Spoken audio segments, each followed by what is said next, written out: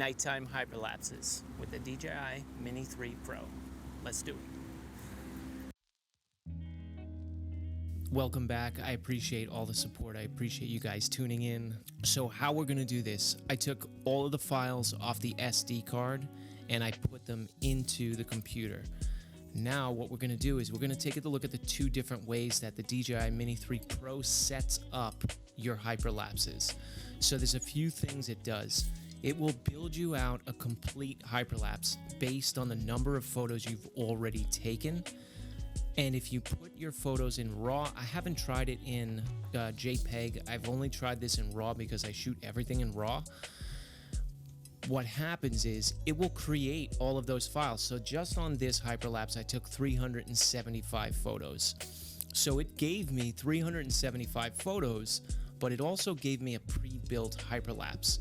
So if you're new to editing and new to filmmaking and maybe just not that comfortable chopping down each image to make so what's going to happen is each one of those images is going to be timed when you put it into your editing software.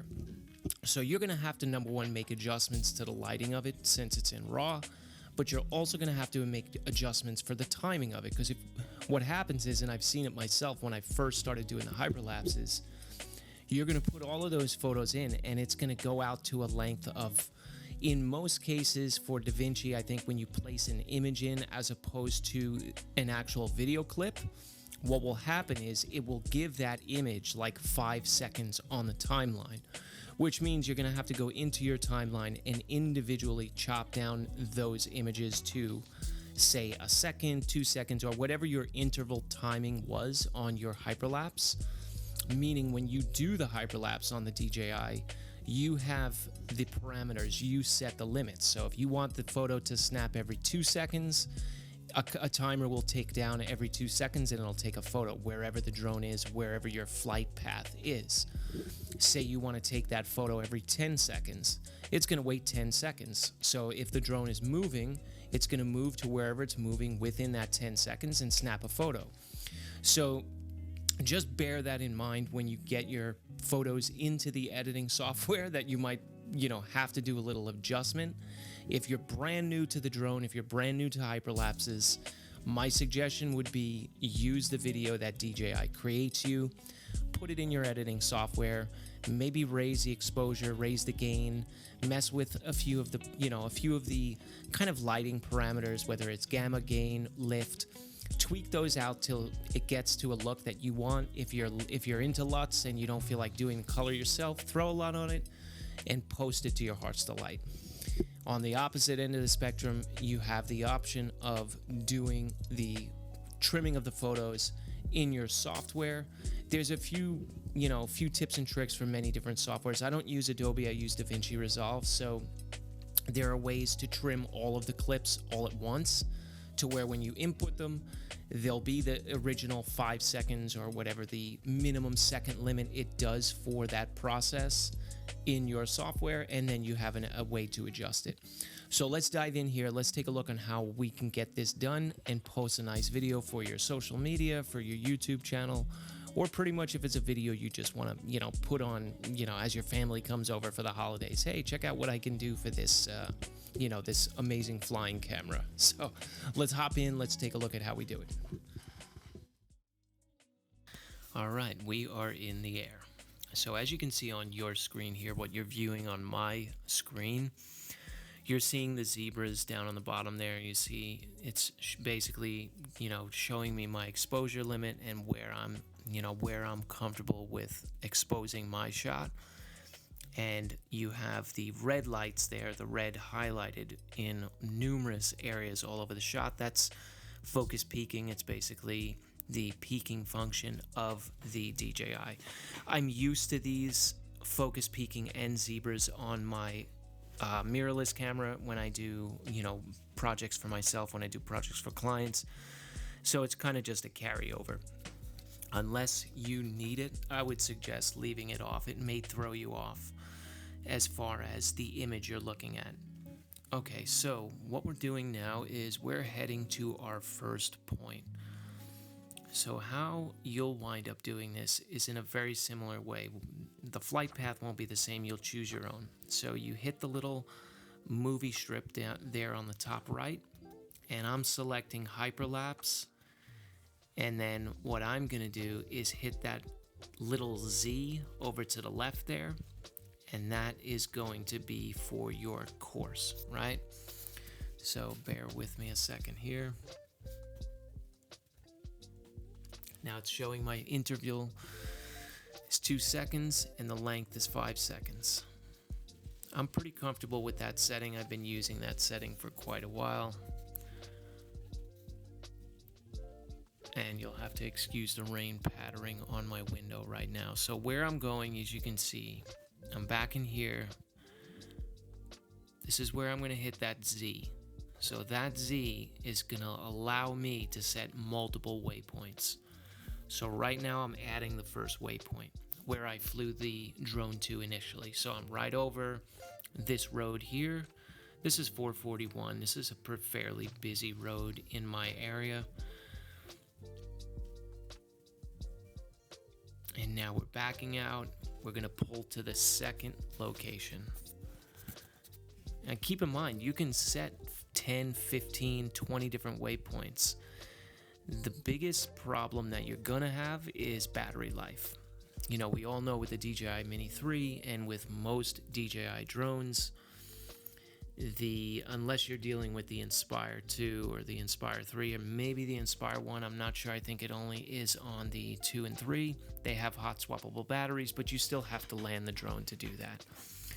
Basically, your limitation is the limitation on the battery you're using. So if you're using the 47-minute battery, you'll be able to do a longer hyperlapse.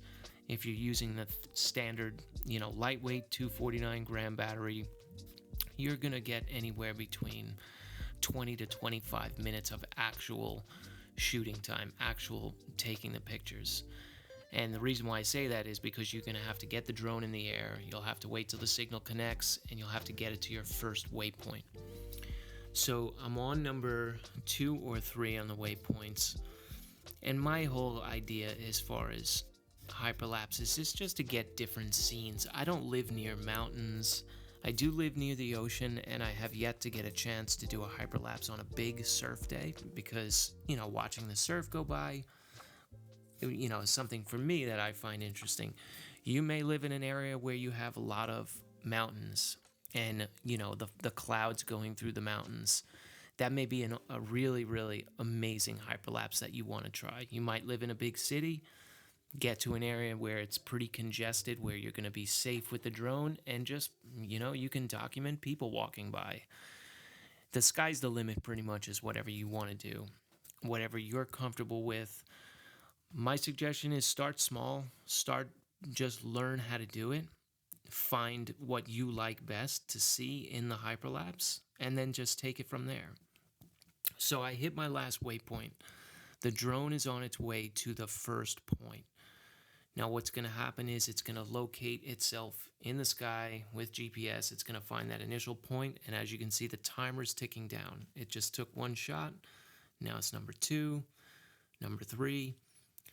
The timer on the left is telling me how long it's going to take to complete this 375 photo hyperlapse. So you can keep in mind here, you've got 2 things to look at. You've got your 12 minutes and 7 seconds, which is ticking down. You've got your amount of photos that have been taken so far. And up top, you obviously have that dreaded battery bar that everybody's so concerned about 99% of the time flying drones. If it's not your location, it's your battery life. So we all get that pain. We all understand it. So just bear that in mind. If you set a hyperlapse that has over 1,000 photos, it's going to tell you right off the bat on the bottom how long it's going to take to complete that project. Now that time is going to be in direct reflection of how much time you have left on your battery. So tip number 1, I would say for the hyperlapses is, make sure you have a fully charged battery. Number 2, make sure when you're setting your different waypoints, at the end when it starts shooting each picture, when it starts, snapping each photo, take a look at your time up top, take a look at your battery level. On my top, it's saying I've got 21, where are we? It's saying I've got 76% battery left, and I've got 10 minutes and 56 seconds left to complete this hyperlapse. So just bear that in mind. That's one thing. Now, for me, I really like the night hyperlapses because you get to see all the city lights in the background. Even if I don't live in a very big city, I kind of live off of a major city, which is West Palm Beach. And as you can see it all the way down there out in the horizon, the busier area of, my neck of the woods here. So it really doesn't matter where you are. As long as you've got some lighting, street lighting, road lighting, it could be a train, could be anything, houses. As long as you have some lighting in the image, you'll have a really cool hyperlapse at the end. I think the features that they pack into this little drone are pretty amazing. So for me, I've only been flying now for just about a year, and I fly as often as I can. I fly for work. So I've had to kind of trial by fire as far as learn different things, and I've looked up plenty of things. Believe me, I'm not shy to admit that I've had to look up quite a few things when I first got the drone.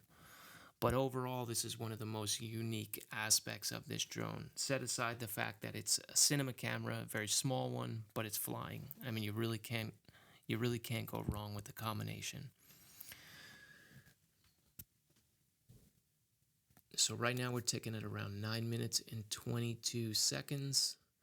For the sake of this video, I will cut us off here. Now bear in mind, your first point, your first waypoint. If you're coming down to the wire and you've got like 15% battery life and your first waypoint was like a mile away, when it finishes that last waypoint, and it finishes that last photograph, the drone is automatically going to fly back to that original location.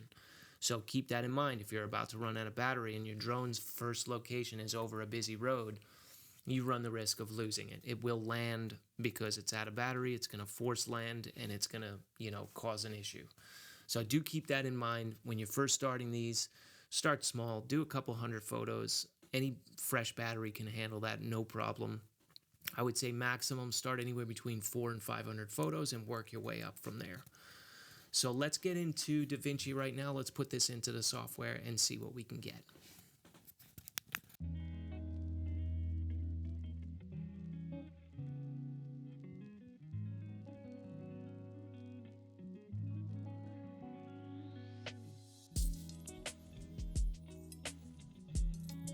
So as you can see, you can get really creative with this tool. It is a flying camera. If you look at it in that way, you're gonna have such a world of a different view on it. There are many different types of cinematography and ways you can capture the moment. The drone for me is an additional tool in the tool belt that can be used for many different projects. It can be used for many different ideas. You can catch different scenarios from a different angle and much more. They've been around way longer than I've been flying them. So for me, I'm just as excited when I pick it up as when I pick up my camera or when I use a GoPro in the ocean. In any case, working with cameras, working with video cameras, it's a lot of fun. And I'm sure if you're tuning in, you feel the same way. So if I've provided any value for you today, hit the subscribe button. The goal for me is to, answer questions. If you guys have questions, answer questions about the videography business, the photography business, and even drone questions. I'm really, really gung-ho about learning. Every single day I get a chance to fly this thing, I learn something new. And that kind of mindset will put you on a better path than just say, hey, I know how to do that. So always have a learning mindset, especially when it comes to capturing images. There are probably a billion people that can do it way better than I can. And my goal is to learn different techniques and utilize them for myself and for clients. I hope you had a good day so far. Thanks for tuning in. Any questions about this, feel free to leave a comment below, and I will see you in the next one. Take care.